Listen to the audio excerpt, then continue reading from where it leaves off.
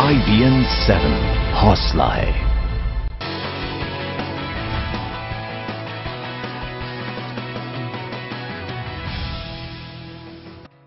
देश दिन भर में हमारे रिपोर्टर्स आपके शहर की हर जरूरी खबर लेकर तैयार हैं। अलग अलग राज्यों की खबरों के लिए हमारे साथ जुड़ रहे हैं। दिल्ली से सैयद सुहेल, लखनऊ से शर्मनी त्रिपाठी, जयपुर से मनोज शर्मा और पटना से हमारे साथ हैं चंद्रमोहन कुमार।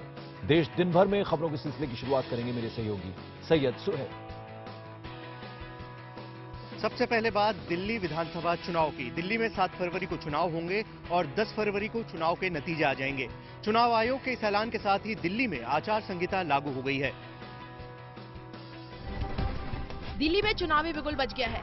सोमवार को चुनाव आयोग ने दिल्ली में चुनाव तारीखों का ऐलान कर बताया कि 7 फरवरी को दिल्ली की सभी 70 विधानसभा सीटों पर मतदान होगा। दिल्ली के 1 करोड़ 30 लाख मतदाता किसे दिल्ली का ताज सौंपेंगे, इसका फैसला 10 फरवरी को मतगणना के दिन होगा। Date of poll the 7th February Saturday. Date of counting 10th February Tuesday.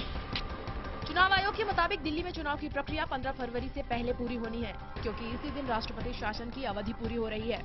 चुनाव के लिए नामांकन दाखिल करने की आखिरी तारीख 21 जनवरी है, जबकि नामों की जांच 22 जनवरी को होगी। नाम वापस लेने की आखिरी तारीख 24 जनवरी रखी गई है। 2013 में दिल्ली में हुए चुनावों में किसी पार्टी को बहुमत नहीं मिला था। कांग्रेस के सहयोग से आम आदमी पार्टी ने सरकार बनाई थी। हालांकि 49 दिन बाद ही केजरीवाल ने फरवरी 2014 में इस्तीफा दे दिया था। सुनंदा मौत मामले में पुलिस ने अपनी तहकीकात तेज कर दी है। दिल्ली पुलिस कमिश्नर ने कहा कि एसआईटी इस मामले में सुनंदा के पति और पूर्व केंद्रीय मंत्री शशि थरूर से भी पूछताछ कर सकती है। सुनंदा केस में अगर एसआईटी को जरूरत महसूस हुई तो वो शशि थरूर से भी पूछताछ कर सकती है। वहीं दिल्ली पुलिस कमिश्नर बीएस बस्ती ने कहा कि 1-2 दिन में पुलिस खुलासा करेगी। थरूर की चिट्ठी पर बस्ती ने कहा कि हर आदमी को अपना पक्ष रखने की छूट है, लेकिन हम मामले की तहकीकात मामले की गंभीरता के हिसाब से ही करेंगे। वहीं IBN नेटवर्क को सुनंदा के केस में वरिष्ठ पत्रकार नलिनी सिंह का बयान हाथ लगा है। नलिनी सिंह ने अपने बयान में कहा था कि सुनंदा थरूर और मेहर तरार के रिश्ते को लेकर काफी परेशान थी और सुनंदा अपने पति शशि थरूर के मोबाइल से मैसेज निकलवाना चाहती थी। सूत्रों के हवाले से ये जानकारी भी सामने आ रही है कि थरूर ने अपने घर पर वकीलों से मुलाकात की और इस केस के बारे में उनकी राय ली। वहीं मेहर तरार ने कहा कि फिलहाल वो मामले में कोई बयान नहीं देंगी और पूछताछ होने पर पूरा सहयोग करेंगी। जो भी व्यक्ति उस केस के बारे में जानता है या जो भी एविडेंस उस केस के लिए रेलेवेंट होता है उसको इकट्ठा किया जाता है और उसके बारे में जानकारी प्राप्त की जाती है और ये प्रोसेस जो है इन्वेस्टिगेटिंग टीम कर रही है। उत्तर प्रदेश की खबरों के लिए चलते हैं मेरे सहयोगी शलभ मणि त्रिपाठी के पास। शुक्रिया सुहेल। उत्तर प्रदेश की खबरों की शुरुआत करेंगे राजधानी लखनऊ में हुई जहरीली शराब से मौतों पे। राजधानी लखनऊ में जहरीली शराब पीने से 16 लोगों की मौत हो गई। सरकार ने इस घटना में मरने वालों के परिवार वालों के लिए 2-2 लाख रुपए के मुआवजे का ऐलान किया है। साथ ही इस घटना में लापरवाही पाए जाने पर जिला आबकारी अधिकारी के अलावा एक SDM और एक CO को भी सस्पेंड कर दिया गया है। लखनऊ के मलिहाबाद और उसके आसपास के गांव में उस वक्त अफरा तफरी का माहौल बन गया जब एक एक करके लोगों की पहले तो तबीयत खराब हुई और फिर मौत होने लगी। जहरीली शराब पीने से हुई मौतों की खबर सबसे पहले मलिहाबाद से आनी शुरू हुई। बताया जा रहा है कि लोगों ने अवैध शराब पी थी, जिसके बाद उनकी तबीयत खराब होने लगी। परिवार वालों ने बीमारों को फौरन अस्पताल पहुंचाया, लेकिन तब तक शराब का जहर उनके शरीर में फैल चुका था। एक एक करके 7 लोगों की मौत हो गई।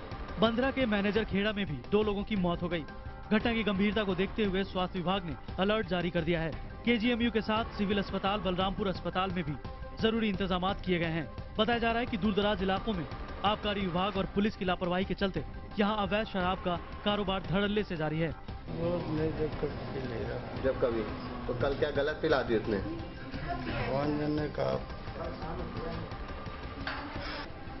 अगर उसमें मिलावट है दारू में कुछ ऐसा है तो वो चीज़ फिर बाद में क्लियर होगी। फिलहाल अभी स्टेबल है, फिजिशियन देख रहे हैं, पेशेंट सारे भर्ती हैं इमरजेंसी IPD में। जूनियर महिला हॉकी टीम के खिलाड़ी रहस्यमयी हालातों में 3 दिन पहले ट्रेन से लापता हो गई। ये घटना तब हुई जब वे टूर्नामेंट खेलकर रांची से बरेली लौट रही थी।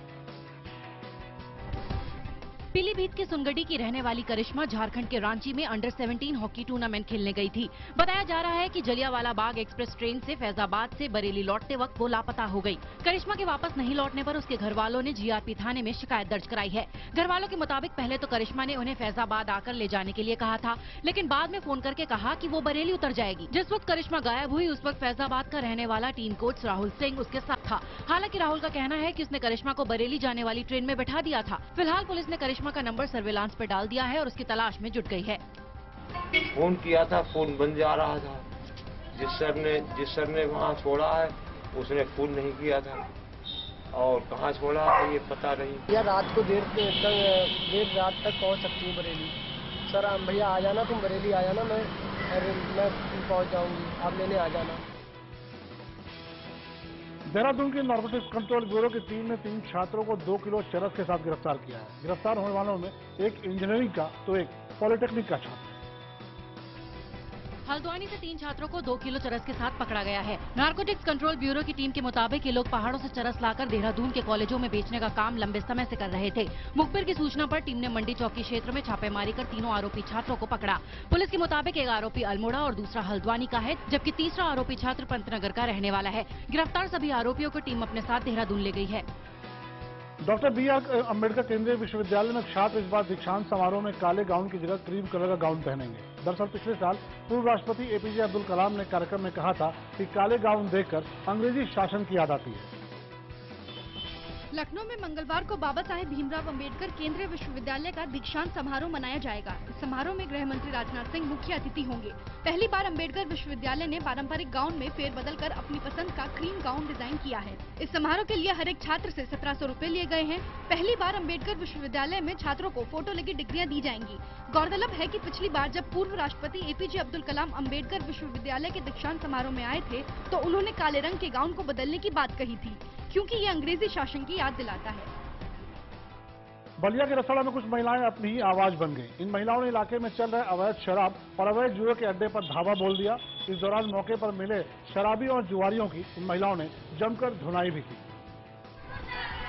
हाथ में लाठी लेकर सड़क पर उतरी इन महिलाओं ने शराब और जुए व्यापारियों के खिलाफ मोर्चा खोल दिया है। दरअसल अठीलापुर की दलित बस्ती में अवैध कच्ची शराब और जुए का कारोबार बेखटके जारी थी, जिसके चलते इलाके के सारे पुरुष अपनी सारी रकम या तो जुए में उड़ा देते या शराब पी लेते थे।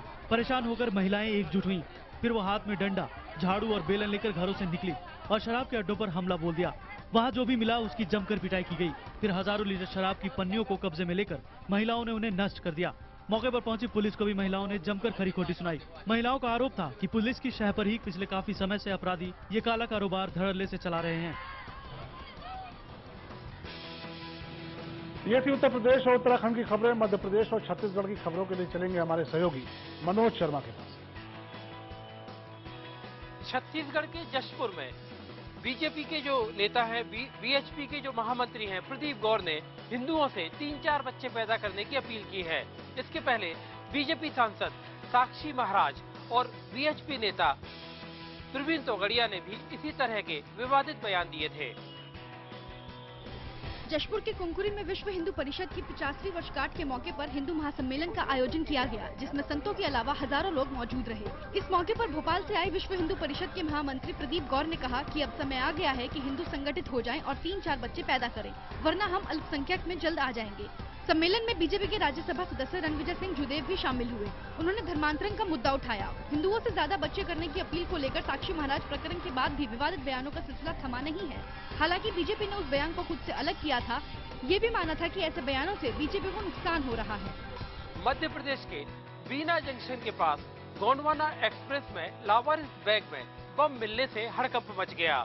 इन बमों को जब्त कर पुलिस ने इन्हें जबलपुर भेज दिया है। इसके अलावा आगे जानकारी लेने के लिए बमों की जांच करने के लिए फॉरेंसिक लैब में भी इन्हें भेजा जाएगा।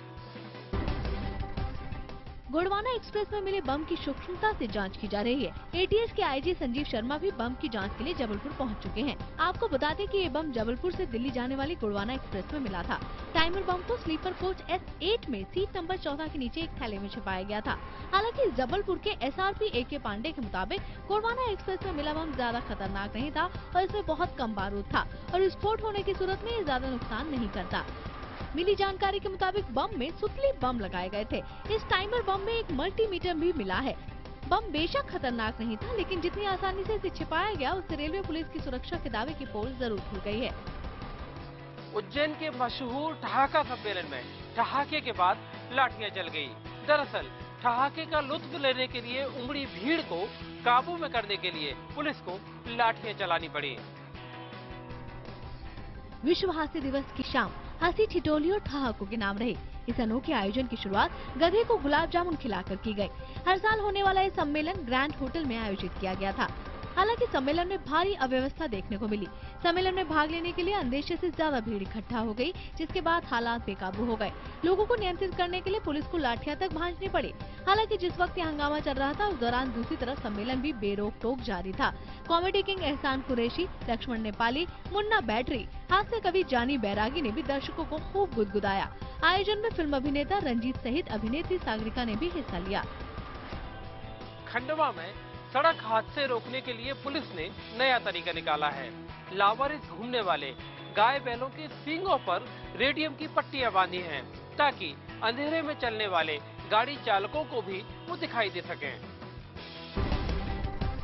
खंडवा में लावारिस गाय बैलों के रात में सड़कों पर घूमने के चलते कई दुर्घटना के मामले सामने आते रहे थे। खंडवा में जारी यातायात सप्ताह के दौरान पुलिस ने इन दुर्घटनाओं से बचने का अनोखा तरीका निकाला। पुलिस ने लावारिस जानवरों के सींगों पर रेडियम की पट्टियां चिपकाई। साथ ही बैलगाड़ी में लगे बैलों के सींग पर भी रेडियम लगाया गया। ट्रैफिक डीएसपी और उनकी टीम पूरे दिन शहर में तलाश कर सींगों पर रेडियम लगाते दिखाई दिए। इसके अलावा ट्रैक्टरों के आगे पीछे भी रेडियम स्टिकर लगाए जा रहे हैं। पुलिस का दावा है कि इससे दुर्घटनाओं की संख्या में कमी आएगी। यह यातायात सप्ताह में हम लोग ने जितने भी मवेशी हैं और बैलगाड़ियां हैं और ट्रैक्टर ट्रालियां हैं, इनमें रेडियम आगे पीछे लगाया जा रहा है, ताकि किसी प्रकार की अनहोनी घटना से बचा जा सके और जनहानि या धनहानि किसी प्रकार की नुकसान ना हो।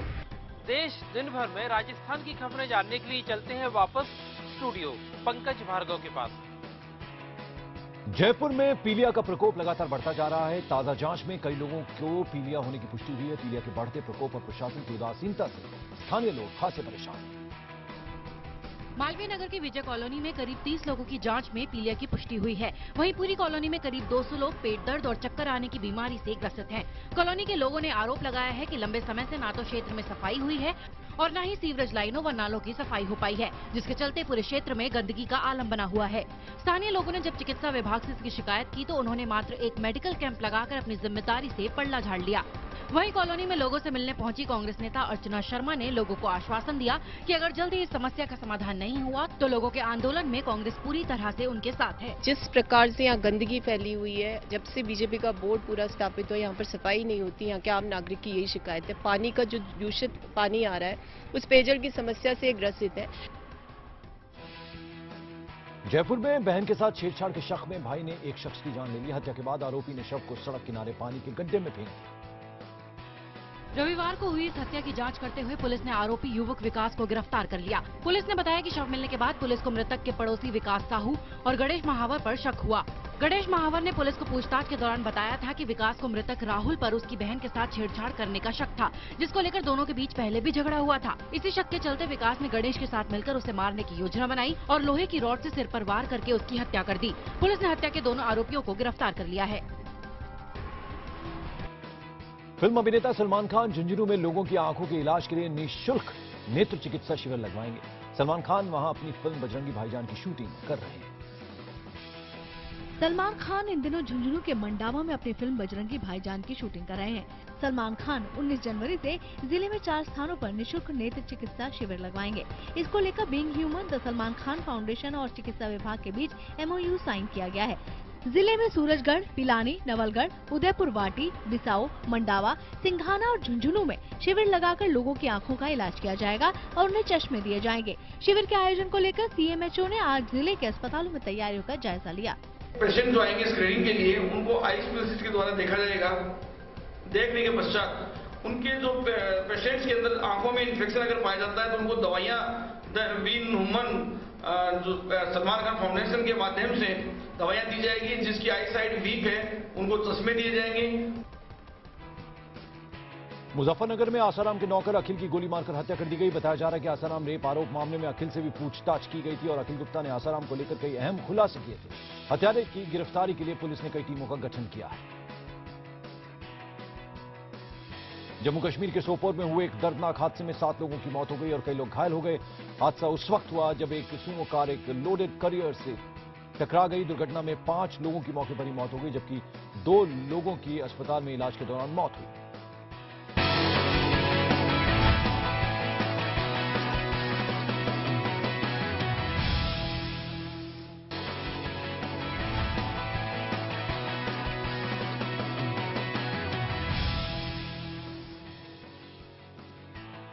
झारखंड के रांची में सड़क हादसे में एक युवक की मौत हो गई, जिसके बाद दुर्घटना से गुस्साए लोगों ने जमकर हंगामा किया और तोड़फोड़ की। दरअसल एक बेकाबू ट्रक ने दीपक नाम के शख्स को कुचल दिया, जिससे उसकी मौत हो गई। हादसे से गुस्साए लोगों ने आदित्यपुर कांड्रा सड़क को जाम कर दिया और तोड़फोड़ भी शुरू कर दी। गुस्साई भीड़ ने 5 ट्रकों को भी आग के हवाले कर दिया। जब पुलिस मौके पर पहुंची तो लोगों ने उन पर भी जमकर पथराव किया। इस पथराव में कई मीडिया कर्मी भी घायल हो गए। बिहार के खगड़िया में घने कोहरे की वजह से कई सड़क दुर्घटनाएं हुई। इन हादसों में 5 लोगों की मौत हो गई, जबकि 1 दर्जन से अधिक घायल हो गए। घने कोहरे के कारण पसराहा के NH 31 में और बेलदौर के NH 107 पर सड़क दुर्घटना में 5 लोगों की मौत हो गई और 1 दर्जन से अधिक लोग घायल हो गए। घायलों में 2 की हालत गंभीर बताई जा रही है। सभी घायलों का इलाज खगड़िया के सदर अस्पताल में चल रहा है। बताया जा रहा है कि मानसी और पसराहा में गाड़ी को ओवरटेक करने की कोशिश के दौरान ये हादसे हुए। वहीं बेलदौर में सड़क पर एक खराब ट्रक खड़ा था, जो कि कोहरे के चलते बाइक सवार को दिखाई नहीं दिया और वो उससे टकरा गया, जिससे उसकी मौत हो गई।